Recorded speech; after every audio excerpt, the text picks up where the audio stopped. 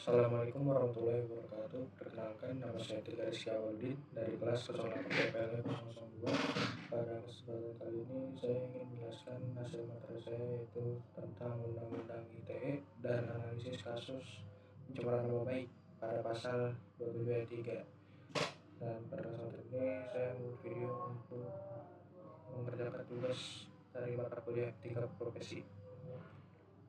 Yang pertama yaitu pada apa itu UU ITE. UU ITE ini adalah Undang-Undang Informasi dan Transaksi Elektronik. Adalah undang-undang di Indonesia yang berfungsi sebagai payung hukum untuk kegiatan yang dilakukan secara elektronik atau online melalui internet. Jadi intinya UU ITE ini memberikan pengakuan hukum bahwa pertama, mengatur aktivitas komunikasi dan transaksi digital. Yang kedua itu mengatur penyebaran informasi, keamanan elektronik, dan perlindungan pengguna. Yang ketiga yaitu memberikan kapasitas hukum di ruang digital. Selanjutnya itu asas UU ITE. Pertama, kapasitas hukum. Untuk kapasitas hukum ini yaitu untuk melindungi masyarakat dalam aktivitas digital. Yang kedua itu ada etikat baik. Pada etikat baik ini pengguna internet harus bertindak sopan dan tidak merugikan orang lain. Yang ketiga itu ada kehati-hatian. Jadi pengguna itu wajib berhati-hati dalam menyebarkan informasi elektronik agar tidak salah digunakan. Pada selanjutnya itu apa aja sih tujuan UU ITE itu? Yang pertama yaitu untuk melindungi masyarakat dari kejahatan digital. Yang kedua adalah menjamin keamanan transaksi elektronik. Yang ketiga itu memberikan kepastian hukum. Yang keempat itu adalah mencegah penyalahgunaan teknologi. Yang terakhir itu adalah mewujudkan ruang digital yang aman dan sehat. Dan untuk selanjutnya itu kasus pelanggarannya. Untuk yang saya ambil itu pencemaran nama baik pada pasal 27 ayat 3, yaitu kasusnya menghina seseorang lewat Instagram Story, menyebarkan fitnah melalui WhatsApp atau Facebook. Yang ketiga itu adalah membuat caption atau postingan yang merendahkan martabat orang lain. Dan yang terakhir yaitu menyebarkan informasi tersebar luas dan merusak reputasi korban. Dan berikut untuk kasus pelanggarannya. Yang selanjutnya itu analisis resiko pelanggarannya.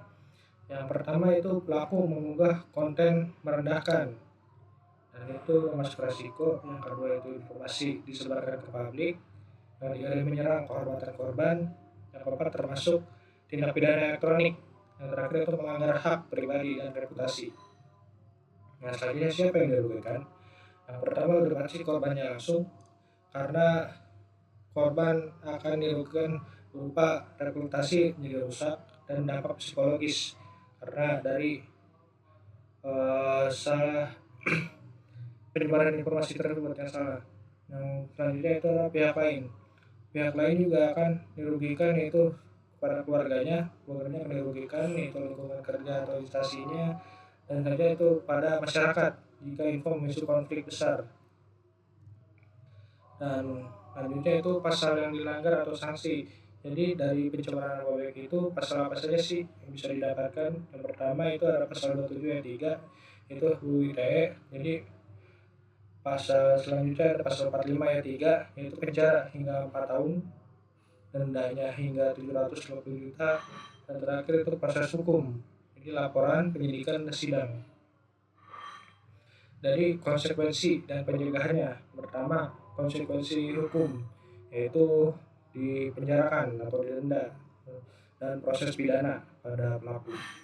Yang kedua itu adalah konsekuensi sosial, yaitu pelaku bisa reputasi pelaku jadi rusak, hubungan sosial jadi terganggu. Dan pencegahannya yaitu pikir sebelum posting, verifikasi informasi, selesaikan secara privat. Yang terakhir, yang keempat itu ada pembelajarannya itu harus literasi digital dan etika bermedia. Jadi dari penjelasan itu kesimpulannya UU ITE ini melindungi masyarakat digital, dan pencemaran nama baik itu sama dengan pelanggaran serius. Dan itu ada penting menjaga etikat baik, etika digital, dan kehati-hatian.